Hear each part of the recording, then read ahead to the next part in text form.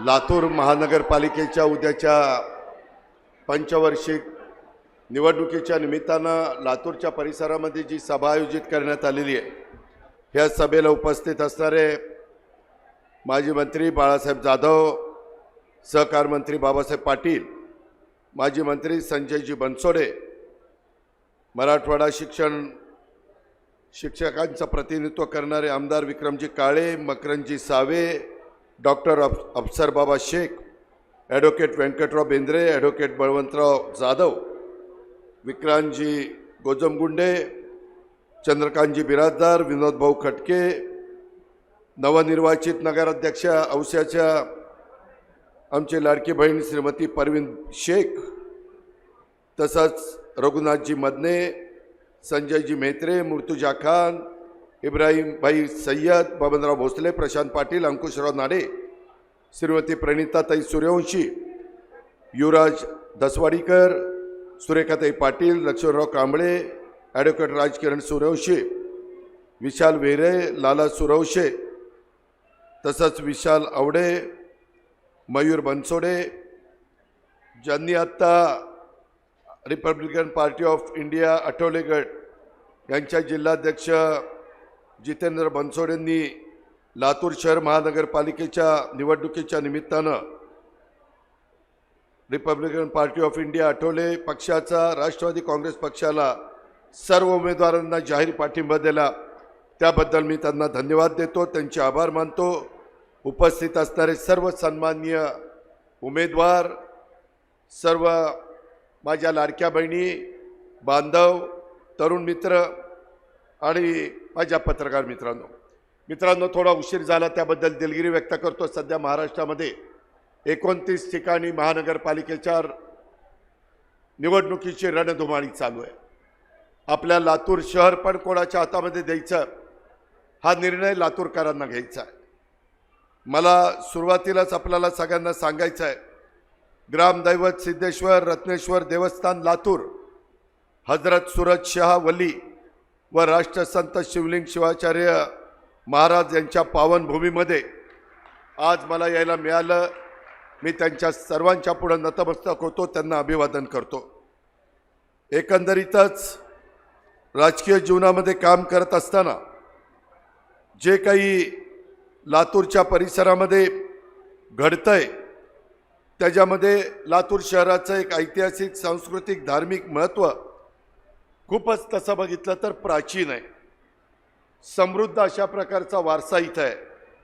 लातूर ही मराठवाड्यातली एक मोठी बाजारपेठ म्हणून महाराष्ट्रामध्ये ओळखली जाते। विशेषतः इथल्या डाळी, तेलबिया आणि धान्य व्यापारामध्ये लातूरची ओळख आम्ही लहानपणापासून ऐकत आलेलो आहे। आज या इथल्या परिसरामध्ये ज्या काही निवडणुका चाललेल्या आहेत, ह्या निवडणुका होत असताना राष्ट्रवादी काँग्रेस पक्ष हा शिवशाहू फुले आंबेडकरांच्या विचारधारेनं पुढे चाललेला पक्ष आहे। ह्या पक्षामध्ये जातीभेद आम्ही होऊन देत नाही, मनभेद होऊन देत नाही। समाजातल्या सर्व घटक हा आपला आहे, आपला परिवार आहे, ह्या भावनेतनं आम्ही सगळेजण काम करत असतो। लातूर महानगरपालिकेच्या निवडणुकीमध्ये राष्ट्रवादी काँग्रेस पक्षाने 56 उमेदवार घड्याळाच्या चिन्हावर आणि 5 उमेदवार राष्ट्रवादी काँग्रेस पुरस्कृत असे 61 उमेदवारांना आपण उभं केलेलं आहे। माझी विनंती आहे की आपण अनेकांना संधी दिली। आजपर्यंत लातूरमध्ये वेगवेगळ्या पक्षाला संधी देण्याचं काम आपण सगळ्यांनी केलं, तरी देखील लातूरमध्ये पिण्याचा पाण्याचा गहन प्रश्न आहे, अंडरग्राऊंड ड्रेनेजचा प्रश्न आहे, स्वच्छतेचा अभाव आपल्याला सगळ्यांना पाहायला मिळतो। मी अनेक माझ्या सहकाऱ्यांशी बोललो, ते म्हणतात की दादा, पूर्वीच्या काळामध्ये जकात होती, त्याचं उत्पन्न आम्हाला मिळायचं, नंतरच्या काळामध्ये LBT आलं, त्याचं उत्पन्न आम्हाला मिळायला लागलं, नंतर GST आला आणि GSTमध्ये आमच्या लातूर शहराला फटका बसला। मधी अशाच प्रकारची तक्रार इचलकरंजी महानगरपालिकेने माझ्याकडे केलेली होती। मी त्याच्यामध्ये बारकाईनं लक्ष घातलं आणि त्यामध्ये कॅबिनेटच्या पुढे प्रस्ताव नेला आणि इचलकरंजीवर जो अन्याय झालेला होता तो अन्याय त्या महानगरपालिकेचा दूर केला। लातूरकरांनो, मी कामाचा माणूस आहे, मी शब्दाचा पक्का आहे। मी आज या जाहीर सभेच्या निमित्ताने सांगतो की लातूर महानगरपालिकेच्या संदर्भामध्ये जे काही जीएसटीचं आपल्याला कर मिळतो किंवा हिस्सा मिळतो तो लातूरकरांचं म्हणणं आहे की आम्हाला अजून वाढून पाहिजे। जसं इचलकरंजीमध्ये लक्ष घातलं, शेवटी कामं तर झाली पाहिजे, प्रश्न तर सुटले पाहिजे, रोज शहरामध्ये स्वच्छता झाली पाहिजे, कायदा सुव्यवस्था चांगली राहिली गेली पाहिजे, प्रदूषण होता कामा नये, पर्यावरणाचा विचार केला गेला पाहिजे। ह्या अशा ज्या मूलभूत गरजा आहेत त्या करण्याच्या करता ह्या माझ्या 71 लोकांना आम्ही 61 लोकांना आम्ही उमेदवारी दिलेली आहे। वेगवेगळ्या प्रभागामध्ये तुमचं चांगलं प्रतिनिधित्व करतील। आताच मला येताना संजय बनसोडे आणि बाबासाहेब पाटील सांगत होते की दादा, आम्ही काही ग्रॅज्युएट तरुणींना पण उमेदवारी दिलेली आहे। एक तर माझ्या माहितीप्रमाणे परदेशातनं बॅरिस्टर होऊन आली ना, लंडनमधनं बॅरिस्टर होऊन आलेली, बाबासाहेब आंबेडकर जिथं बॅरिस्टर झाले तिथं ती तुमची माझी लेक बॅरिस्टर होऊन आली, तिला आपण उमेदवारी दिलेली आहे। शेवटी ह्यांच्यामध्ये व्हिजन आहे, ह्यांना दृष्टी आहे, समाजाकरता आपण काय केलं पाहिजे, जगात काय चाललंय, इतर देशात काय चाललंय, इतर शहरात काय चाललंय। मी तुमच्या पुढे बोलत असताना महानगरपालिकेमध्ये देखील माझ्या लातूर जिल्ह्यातली लोक आहेत, बीड जिल्ह्यातली आहेत, माझ्या अहिल्यानगरची आहेत, सोलापूरची आहेत, अनेक भागातली लोक कामाच्या धंद्याच्या नोकरीच्या निमित्तानं तिथं आलेली आहेत, तिथं राहतात। आज तिथं येऊन बघा, 25 वर्ष ती महानगरपालिका माझ्या ताब्यामध्ये होती। त्या महानगरपालिकेचा मी चेहरामोहरा बदलून दाखवला, रस्ते रुंद केले, सुविधा दिल्या, अंडरग्राऊंड ड्रेनेज म्हणू नका, पाणी म्हणू नका, उद्यानं म्हणू नका, क्रीडांगण म्हणू नका, ह्या सगळ्या गोष्टी देण्याची धमक आमच्यामध्ये आहे, आम्ही करून दाखवलेलं आहे। मला असं वाटतं की तो भाग पुढे जाऊन चालणार नाही। आपला मराठवाड्यातला लातूर असेल, नांदेड असेल, परभणी असेल, हे देखील महानगरपालिका पुढे आल्या पाहिजे। त्याच्याकरता भावनिक मुद्दा करून चालणार नाही। मला माहिती आहे, अलीकडेच काहीतरी एक घटना घडली, माझ्या वाचनात आली, लातूरमध्ये कोणीतरी येऊन गेलं आणि विलासरावांची ओळख या शहरातून पुसून टाकू असं म्हणून गेले। परंतु मी आपल्याला सांगतो, मी त्यांच्याबरोबर अनेक वर्ष सरकारमध्ये काम केलं, काँग्रेस आणि राष्ट्रवादीचं एकत्र सरकार होतं। एक वेळेला तर राष्ट्रवादीचे आमदार जास्त निवडून आले तो 2004ला, तरी देखील नेते आदरणीय पवार साहेबांनी निर्णय घेतला की आपण मुख्यमंत्री पद न घेता आपण काँग्रेसला देऊ। हा राष्ट्रवादीने मनाचा मोठेपणा दाखवला, तेव्हाही विलासराव मुख्यमंत्री झाले आणि त्यांचा स्वभाव मला माहिती आहे, त्यांचं काम मला माहिती आहे। देशमुख साहेबांचं महाराष्ट्रासाठीचं योगदान आपल्याला विसरता येणार नाही आणि त्याच्यामुळे कुणी असं पुसून टाकू शकत नाही। अरे, आपली मराठी संस्कृती आहे, स्वर्गीय यशवंतराव चव्हाण साहेबांचा वारसा आपल्याला मिळाला आहे, वसंतदादांचा वारसा मिळाला आहे, पवार साहेबांची आपल्याला शिकवण आहे।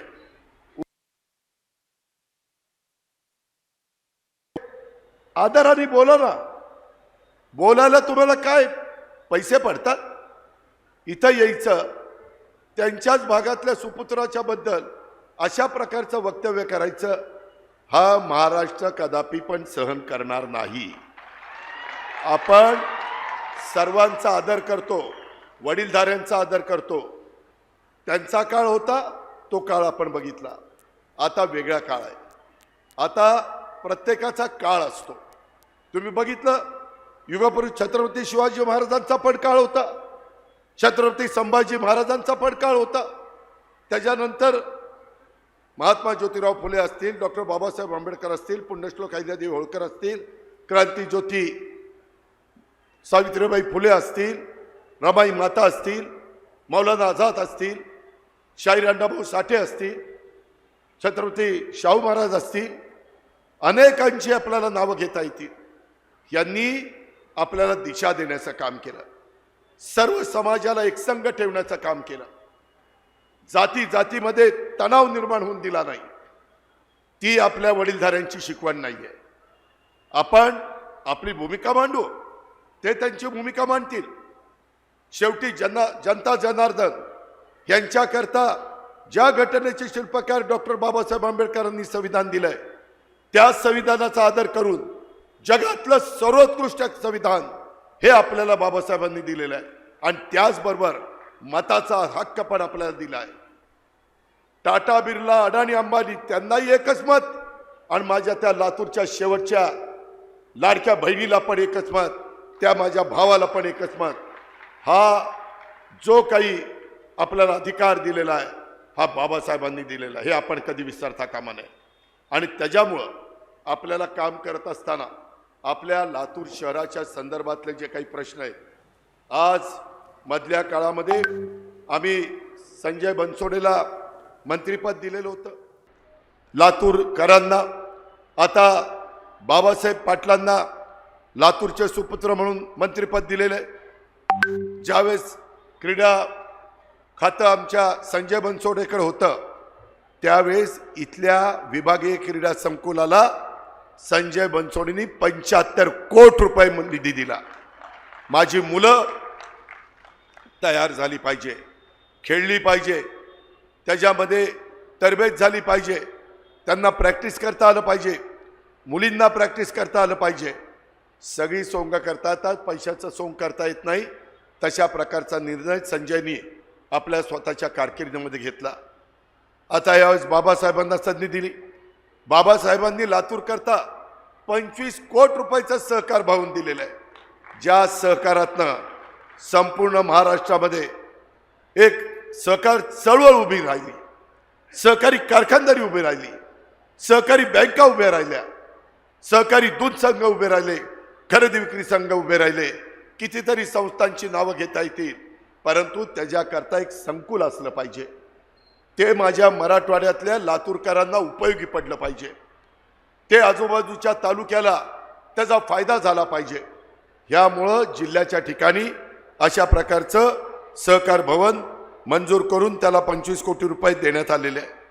मित्रांनो, एकंदरीतच आम्ही जाहीरनामा आत्ता दिला. त्या जाहीरनाम्यामध्ये आपल्या लातूरला पिण्यासाठी मुबलक पाणी, सर्व भागामध्ये आरो वॉटर प्लांट. मला आठवत आहे, लातूरकरांनी ठरवलं तर लातूरकर काही करू शकतात. एक निवडणूक मला आठवते, त्यावेळेस आम्ही सरकारमध्ये होतो, विलासरावजी मुख्यमंत्री होते, आणि डायरेक्ट लोकनियुक्त नगराध्यक्ष करायचं ठरवलं. त्यामध्ये राष्ट्रवादी काँग्रेस पक्षाने घड्याळाच्या चिन्हावर जनार्दन वाघमारे साहेबांना उमेदवारी दिली. इथं मुख्यमंत्र्यांचं प्राबल्य होतं, सरकारमध्ये ते होते, पण लातूरकरांनी ठरवलेलं होतं की योग्य व्यक्तीची निवड ह्या नगरीच्या नगराध्यक्षपदाकरता करायची. अक्षरशः आम्हाला वाटलं नव्हतं, बरंच काही घडलं, ते सांगून मी तुमचा वेळ घेत नाही. ज्यावेळेस मतमोजणी झाली त्यावेळेस या बहादर लातूरकरांनी जनार्दन वाघमारे साहेबांना नगराध्यक्ष करून दाखवण्याची किमया उभ्या महाराष्ट्राला करून दाखवली. तुम्ही एखादी गोष्ट मनात घेतली तर तुम्ही काय करू शकता हे महाराष्ट्राने त्या काळामध्ये अनुभवलेलं आहे. आज आपल्यामध्ये अनेक दिग्गज नेते त्या ठिकाणी निघून गेलेले. शिवराज पाटील चाकूरकर साहेब यांचं अलीकडच्याच काळामध्ये दुःखद निधन झालं. मी त्यांना भावपूर्ण श्रद्धांजली अर्पण करतो. शेवटी कुणाच्याही घरामध्ये जर अशा पद्धतीची दुःखद घटना घडली तर त्यांच्या दुःखामध्ये आपण सामील होतो. ते दुःख सावरण्याची शक्ती परमेश्वरांनी द्यावी त्यांच्या कुटुंबियांना, अशा प्रकारची प्रार्थना आपण करत असतो. त्यांनी पण त्यांच्या कारकिर्दीमध्ये जी काही संधी त्यांना मिळाली त्याच्यातनं लातूरकरांच्या करता जे काही करता येईल ते करण्याचा प्रयत्न केला. मित्रांनो, एकंदरीतच ह्या लातूरच्या परिसरामध्ये हे मराठवाड्यातलं शैक्षणिक केंद्र म्हणून इथं अधिकचा वाव त्या ठिकाणी मिळू शकतो. पण मी कधी कधी लातूरला येतो, त्यावेळेस मी प्रवास करत असतो, त्यावेळेस मला लातूर शहराच्या जवळच बाहेर कचरा पडलेला पाहायला मिळतो. असं नाही चालत. स्वच्छतेची आवड आपल्याला असली पाहिजे. स्वच्छता आपण केली पाहिजे. आपल्याला रोज झाडलोट सकाळी सकाळी झाली पाहिजे, परंतु तशा प्रकारच्या सवयी लावून घेतल्या पाहिजे. आत्ता मी डिवायडर येताना पाहत होतो, बरीच झाडं सुकून चाललेली होती. तुम्ही माझ्या भागामध्ये या, तुम्हाला ग्रीनरी पाहायला मिळेल. नेतृत्वाला व्हिजन असावं लागतं. चांगल्या प्रकारे काम करण्याची मानसिकता असावी लागते. सकाळी 6 वाजता उठून लोकांचे प्रश्न सोडवण्याची चिकाटी असावी लागते, जिद्द असावी लागते, आवड असावी लागते. दुर्दैवाने तशा गोष्टी इथं पाहायला मिळत नाही. आज माझ्या लातूरमध्ये वाहतुकीचा बोजवारा उडालेला आहे. कोण जबाबदार आहे? इतर व्यापाऱ्यांना सुरक्षितता मिळायला पाहिजे, ती आज मिळत नाहीये. नियमित पाणी पुरवठा व्हावा यासाठी पूरक पाणी योजना आम्हाला मंजूर करावी लागणार आहे. आम्ही सरकारमध्ये आहोत. आज मी अर्थमंत्री म्हणून तुमच्या समोर बोलतोय. माझ्याकडं नियोजन खातं आहे, माझ्याकडं अलीकडं क्रीडा खातं आलंय आणि माझ्याकडं अल्पसंख्याक विभागाचं खातं आहे, अवकाफ खातं आहे. मी आपल्याला सगळ्यांना सांगेन, अल्प विभागामध्ये मुस्लिम, त्याच्यामध्ये ख्रिश्चन, त्याच्यामध्ये बौद्ध, त्यामध्ये पारसी, त्याच्यामध्ये शीख, त्याच्यामध्ये असे वेगवेगळे समाज त्याच्यामध्ये मोडतात. मी यावेळेस पण बजेटला अल्पसंख्याक विभागाच्या करता काही निधी दिला आहे. 23 फेब्रुवारीला अधिवेशन सुरू होणार आहे. मी महाराष्ट्रातल्या अल्पसंख्याक जो महाराष्ट्रात विखुरलेला आहे, वेगवेगळ्या ठिकाणी काम करतो, व्यवसाय करतो, नोकरी करतो, तिथं शेती करतो, यांच्याकरता पण आपण अधिकचा निधी दिला पाहिजे असं मला मनापासून वाटतं. मी यावेळेस त्या विभागाला चांगला निधी देण्याचं काम करणार आहे. तो दिल्यानंतर तुम्हाला सगळ्यांना पाहायला मिळेल. त्याच्यातून वेगवेगळे प्रश्न सुटले पाहिजे. एखादं शहर डेव्हलप होत असताना दफनभूमी असली पाहिजे, वेगवेगळ्या समाजाकरता असली पाहिजे, त्याच्यामध्ये स्मशानभूमी असली पाहिजे. कारण इथं प्रत्येक आलेला माणूस जन्माला त्याला कधी ना कधी काळांनी बोलवल्यानंतर आपल्याला जायचंय, त्यावेळी जात असताना त्यांचा अंत्यविधी हा नीटपणे झाला पाहिजे, त्यांचं दफन हे नीटपणे झालं पाहिजे. ह्या सगळ्या मूलभूत गरजा आहेत. त्याच्यामध्ये भाजी मंडई ही उत्तम असली पाहिजे. तिथं माझ्या लाडक्या बहिणींना सुरक्षितता वाटली पाहिजे, त्याकरता CCTV कॅमेरे बसवले पाहिजे. तिथं पोलीस यंत्रणेला अधिक अलर्ट केलं गेलं पाहिजे. आज मी मगाशी बोलत असताना सांगितलं, लातूर महानगरपालिकेचे अनेक सहकारी मला येऊन भेटत असतात. इथं काम करणारे कार्यकर्ते भेटत असतात, माझे पदाधिकारी भेटत असतात, विक्रम भेटत असतो, संजय भेटत असतो, बाबासाहेब भेटत असतात आणि सगळे सांगत असतात की दादा, इथं आमची परिस्थिती थोडीशी नाजूक आहे.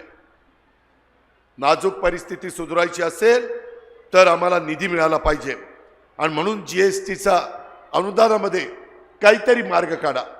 मी आज माझ्या लाडक्या बहिणींच्या आणि माझ्या बांधवांच्या साक्षीनं सांगतो, तुम्ही मला संधी द्या. राष्ट्रवादी काँग्रेस पक्षाचं घड्याळाचं चित्र तुम्ही त्या ठिकाणी दाबण्याचं काम 15 तारखेला करा. मी त्याच्यामध्ये लक्ष घालून मार्ग काढून देतो. हा अजित दादाचा वादा आहे. दादाचा वादा खरा असतो. मी शब्दाचा पक्का आहे हे क्या महाराष्ट्राला माहिती आहे आणि त्या पद्धतीनं आपण लातूरचा विकास पिंपरी चिंचवडच्या धर्तीवर, चांगल्या शहरांच्या धर्तीवर त्या ठिकाणी करूया. अल्पसंख्याकांचे जे काही प्रश्न असतील ते पण सोडवण्याच्या करता विरोधकांच्या अपप्रचाराला बळी पडू नका. निवडणुका आल्या की प्रत्येकजण येऊन आणाभाका घालतं, परंतु निवडणुका संपल्या की प्रत्येकजण त्याला विसरून जातं. तसं करून आपल्याला चालणार नाही. बाबासाहेब पाटील पाठपुरावा करतील, विक्रम काळे पाठपुरावा करेल, विक्रांत पाठपुरावा करेल, माझा संजय बनसोडे पाठपुरावा करेल, आमचे सावे पाठपुरावा करतील, सगळेजण पाठपुरावा करतील. तुम्ही काही काळजी करू नका. तुम्ही मला फक्त त्या ठिकाणी प्रश्न मांडा. त्याच्यामध्ये UPSCसाठी आपल्याला प्रशिक्षण केंद्र केलं पाहिजे. इथं आमचे डॉक्टर अफसर शेख बसलेले, मला आठवतंय त्यांच्या स्वतःच्या औसा परिसरामध्ये देखील अफसर बाबांनी त्या ठिकाणी अशा पद्धतीचं UPSC MPSCचं केंद्र केलेलं आहे. अरे औशाला होऊ शकतं, लातूरला अजून नाहीये ना, काय लातूरला नाहीये, ते आपण केलं पाहिजे. नवी पिढी कशी शिकणार, त्यांना कसं त्याच्यामध्ये आवड निर्माण होणार, त्या पद्धतीनं आपण ते काम करूया. आणि मी मगाशी सांगितलं, CCTV मधनं विकृत जी माणसं असतात त्यांनाही त्यांची जागा दाखवू, गुन्हेगारीला देखील त्यांची जागा दाखवू. शेवटी सगळ्यांनी संविधानाचा आदर करून, कायद्याचा आदर करून चाललं पाहिजे. कायदा हातामध्ये घेण्याचा कोणी प्रयत्न केला तर कुणी व्यक्ती असू त्याचा आम्ही काही मुलायजा ठेवणार नाही. ह्याच्यामध्ये मी मध्ये उदगीरला गेलो होतो. मित्रांनो, अतिशय उत्तम अशा पद्धतीनं भव्य बौद्ध विहार हा आपल्या संजयने तिथं उभा केलेला आहे. आपल्या इथंही आपल्याला करावं लागेल, त्याही समाजाची ती गरज आहे. लिंगायत आणि कन्हेरी स्मशानभूमीचा प्रश्न हा आपल्याला सोडवावा लागेल. बीडचा पालकमंत्री मी आहे, बीडमध्ये मी जातीनं लक्ष घातलंय. आत्ताच मला आपले प्रकाश सोळंकी आणि काही लोक भेटले, नगराध्यक्ष म्हणले की दादा मला तुमच्याबरोबर काम करायचं आहे. मी म्हटलं हरकत नाही. त्याच्यामध्ये राष्ट्रवादी काँग्रेस पार्टीनं यावेळेस एका माजी महापौर आणि एक माजी उपमहापौर आणि 2 माजी नगराध्यक्ष असे 9 माजी नगरसेवक ह्या निवडणुकीच्या रिंगणात आम्ही उतरवले आहेत. आम्ही उमेदवारी देत असताना त्यांचे आम्ही फोटो लावलेले. तुम्ही पहा, उद्याच्याला एवढ्या मोठ्या शहराचा, मराठवाड्यातलं एक महत्त्वाचं शहर, त्याचा कारभार करत असताना काही अनुभवी पण लोक तिथं पाहिजे, काही तिथं नवे चेहरे पण पाहिजे, वेगवेगळ्या जाती धर्माला पण तिथं प्रतिनिधित्व दिलं गेलं पाहिजे. मित्रांनो, मी महाराष्ट्रामध्ये फिरत असताना ज्यावेळेस सांगत असतो की आम्ही शिवशाहू फुले आंबेडकरांच्या विचारधारेने पुढे चाललो आहे, त्याच्यात मी जातीचा, नात्याचा, गोत्याचा विचार करत नाही. आज इथं 61 उमेदवार देत असताना 15 उमेदवार आम्ही मुस्लिम त्या ठिकाणी दिलेले, OBC मध्ये मोडणारे 14 उमेदवार दिलेले, लिंगायत समाजाचे 6 उमेदवार दिलेले, मागासवर्गीय समाजाचे 15 उमेदवार आम्ही दिलेले, मराठा समाजाचे 7 उमेदवार दिलेले, आदिवासी समाजाचा 1 उमेदवार दिलेला आहे आणि मारवाडी समाजाचे 3 उमेदवार दिलेले. ज्यावेळेस मी आणि माझे सगळे सहकारी सांगतात की राष्ट्रवादी काँग्रेस पक्ष शिवशाहू फुले आंबेडकरांच्या विचारधारेने पुढे जातो, तर आम्ही वेगवेगळ्या जाती धर्माला इथं प्रतिनिधित्व देतोय, कारण सगळा समाज आपला आहे. मी आपल्याला सगळ्यांना सांगेल की एकंदरीतच लातूरमध्ये इथल्या मुलींच्या वसतिगृहाकरता जागा देण्याचा प्रश्न असेल, तिथं निधी देण्याचा प्रश्न असेल, शासकीय पॉलिटेक्निक कॉलेज लातूरमध्ये सिव्हिल आणि मेकॅनिकल आणि इलेक्ट्रिकलचे वेगवेगळ्या तुकड्या अल्पसंख्याक समाजासाठी देण्याचा प्रश्न असेल, ह्यावेळेस राष्ट्रवादी काँग्रेस पक्षाने आम्ही सगळ्यांनी तिथं महत्त्वाची भूमिका बजावलेली आहे. हे पण आपल्याला विसरता येणार नाही. ह्या लातूर शहरात मला माहिती आहे, मी कुठल्याही शहरामध्ये गेलो तर त्याचा अभ्यास करतो, माहिती घेतो.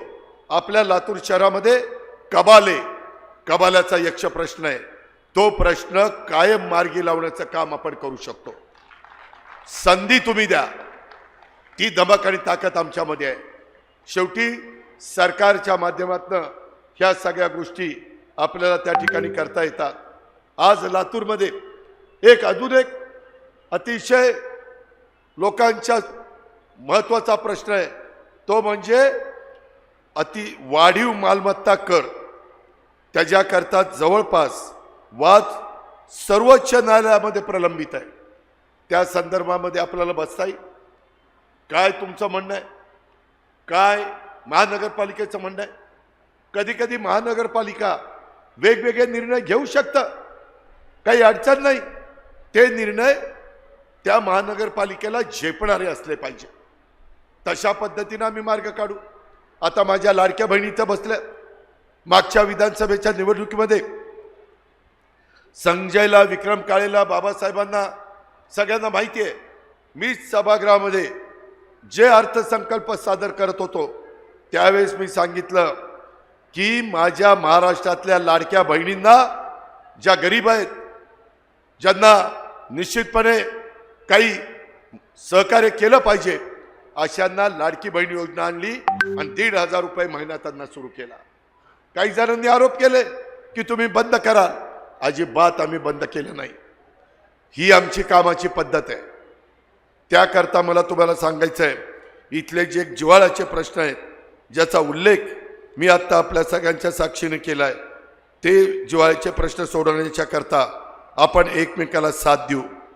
ह्याच्यामध्ये विक्रांत आणि चंद्रकांत यांनी कोरोनाच्या काळात रस्त्यावर उतरून केलेलं काम, आमचे सर्व उमेदवार अतिशय चांगले, सक्षम आहे, प्रामाणिक आहे.